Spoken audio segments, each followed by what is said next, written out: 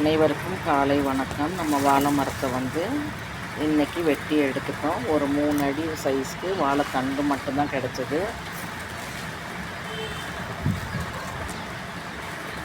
இன்னைக்கு ஃபுல்லாகவே மாடியில் போயிட்டு நம்ம இந்த வாழை மரத்தை வெட்டிட்டு காஞ்சு போன சருகெல்லாம் க்ளீன் பண்ணிவிட்டு சின்ன சின்ன தொட்டிங்களெல்லாம் செடிங்கள்லாம் காஞ்சிருக்கும்.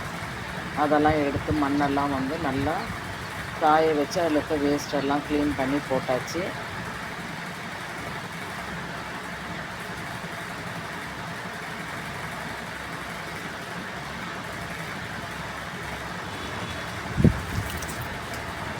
ரெண்டு பக்கம் அப்படியே வச்சு விட்டோம். வெயில் தாக்கம் அதிகம் இருக்கிறதுனால நம்ம செடிகளெல்லாம் இன்றைக்கி மறுபடியும் சில செடிகளை நிழல் பாங்கான இடங்கள்லாம் நம்ம மாற்றி வச்சுருக்கோம்.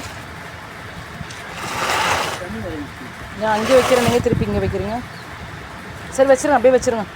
அக்னி வெயில் மாதிரி ரொம்ப வெயிலாக இருக்குது. செடிகள்லாம் கொஞ்சம் கருக ஆரம்பிக்கிறாங்க. அதனால நிறைய செடிகள் நிழல் பாங்கான இடத்துல மாற்றி வச்சுருக்கோம்.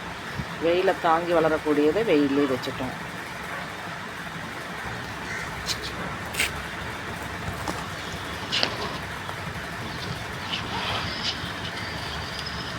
டர்பிஸ் செடி நல்லா போயிருக்காங்க, எடுத்து விடுங்க. சரி, கொஞ்சம் இடத்த மாற்றி வச்சுருவோம், வெயில் அதிகமாக இருக்கிறதுனால.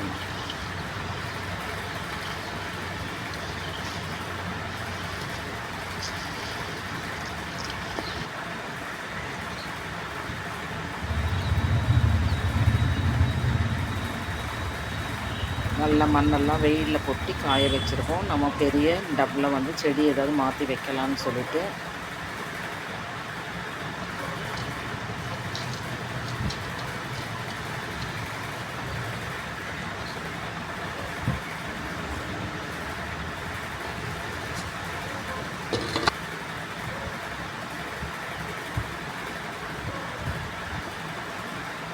வெயில்லையும் எப்படி பூத்து குலுங்கியிருக்காங்க பாருங்கள். வெயிலையும் தாங்கி பூக்கிறாங்க. இவங்கெல்லாம் பாராட்ட வேண்டிய